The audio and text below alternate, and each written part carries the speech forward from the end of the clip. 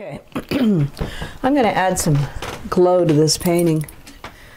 It needs some warmth in here. I'm going to make those a little darker. So let's get going and see what we can do. All I'm going to do now is mix up a glaze. I'm using my medium, little cadmium yellow, a little bit of permanent rose. So it's a nice little bit of orange. I think I want it even more yellow than that. So let's put it, see the difference? It's not drastic, but it's going to say sunset glow, evening glow. And I can go right over the flowers here. It's not going to make any difference at this point.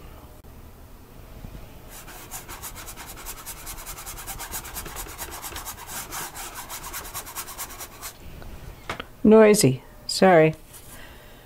It's often that way when you're glazing. You don't have enough paint on it. So you're just really passing it over the canvas. Just a little bit. There we go. Much nicer. I'm going to put a few little touches of color on here.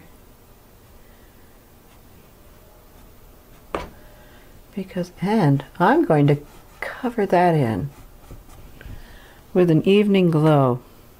I've decided to take this more into the twilight hours.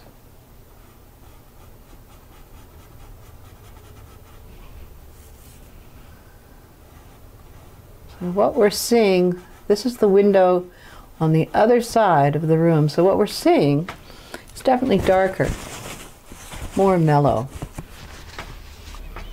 So I'm going to change this a little bit too. What are we going to do with there? Whoops. I'm going to add a little burnt sienna to that. The window behind. This is reflected of what's up in the sky. So let's just put a bit of color in there, as if we're looking at a setting sun.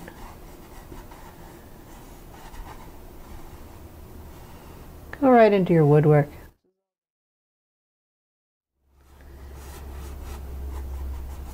Okay, that's what you do when you decide, oops, I want to change direction. I want to change direction completely. You just do it. It's your painting. It's your painting. You do what you want with it.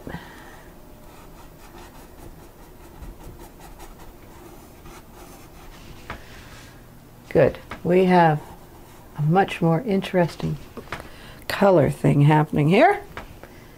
Let's get some yellow right in there.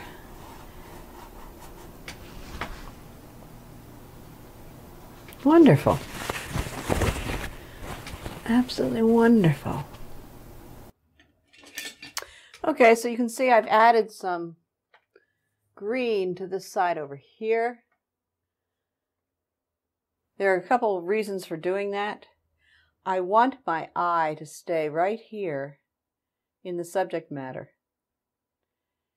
By adding a dark tree over on this section, my eye is forced into the painting.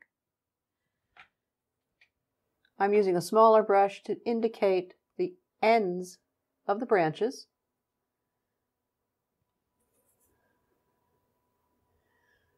I'm not at all worried about detail at this point.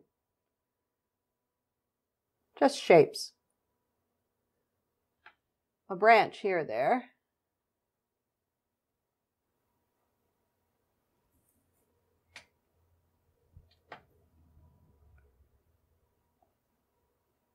It can be nice and dark because we'll put all our highlights over this.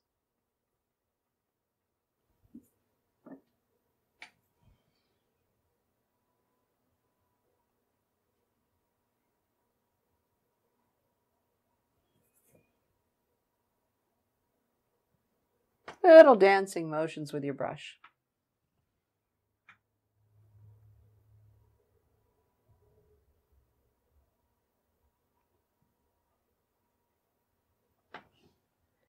Here's the palette I'm going to be using for the next part of this painting. You can see I have 3 greens, dark, medium, and light, a beautiful orange, permanent rose mixed with white, and of course my sunlit clapboard color of titanium white, cadmium yellow, and a little bit of permanent rose. So let's get started. Okay, so the next thing we're going to do is I'm going to add some green paint to these shutters and also get some green paint in around the rambling rose. I'm mixing up some sap green with ivory black. I'm going to paint around the flowers.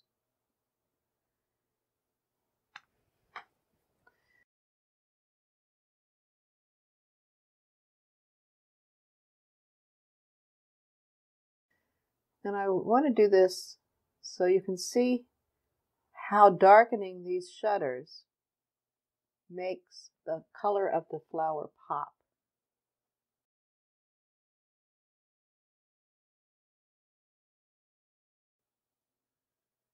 Pretty amazing.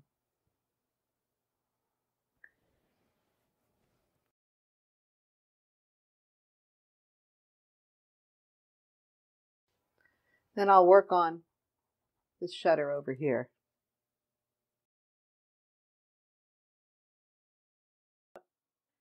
Now I'm just going to start to map in where my foliage is going to go. Oh, isn't that pretty? Nice light green. I'm doing this while the shutters are wet because I want it to blend in. I don't want that pasted on look. Once you get that pasted on look, it's very hard to get rid of it. See, this is a 1/2 inch flat brush, and I'm just putting little dabs of paint on. Just little dabs. Different shapes. That's what you're going for.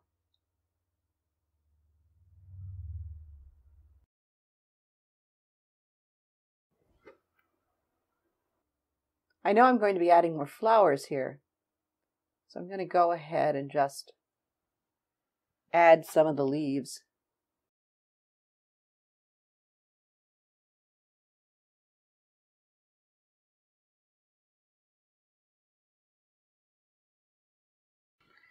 Take some time to look and see how your negative space is working.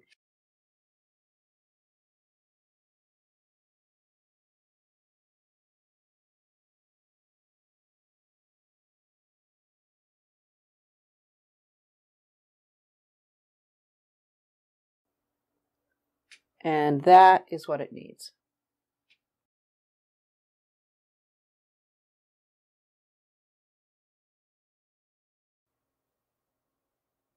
Okay. I think that does it for this first initial painting. And we'll move on from here tomorrow.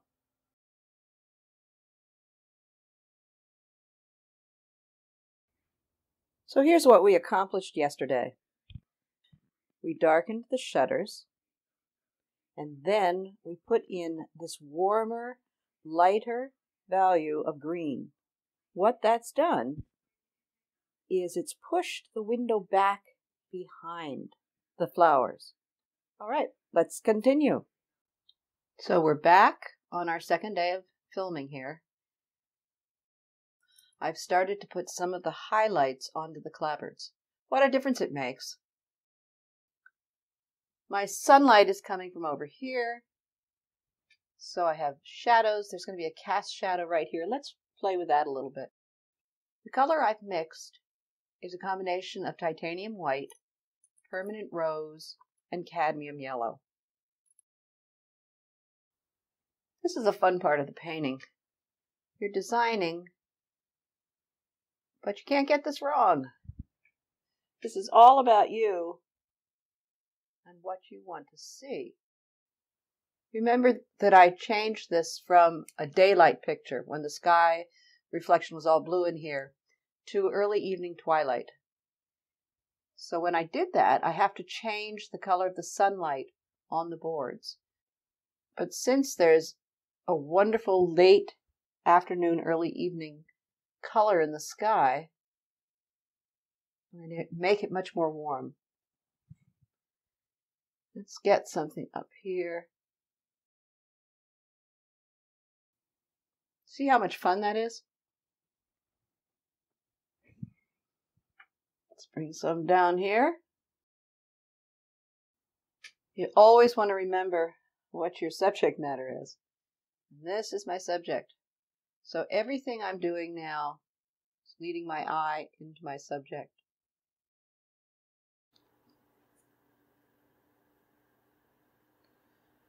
I'm going to take my lighter green mixture and add it to the tree on the far left.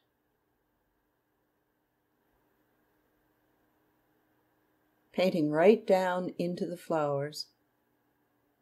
I just want to break up the solidness of that tree.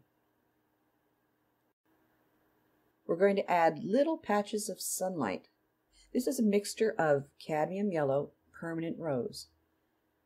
And I'm just flicking it on anywhere I think that the petals will be in the sunlight. Let's go right into the window. That makes it pop. Now this is my mixture of permanent rose with a little bit of titanium white. I'm going to apply this wherever I think that the roses have turned away from the light. I'm putting the cool color next to the warm. Be careful not to lose your underpainting. Now I take my mixture of cadmium yellow, permanent rose, and titanium white,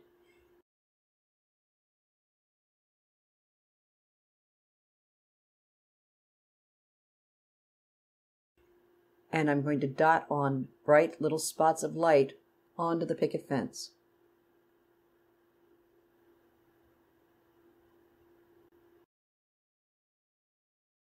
And here's the finished painting. Evening roses.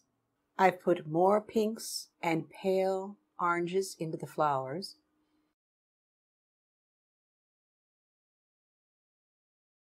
I've worked on the clapboards, just adding a touch of light here and there, and worked on my greens. Every last brush stroke is put on to enhance the window, our subject matter. Thanks for watching.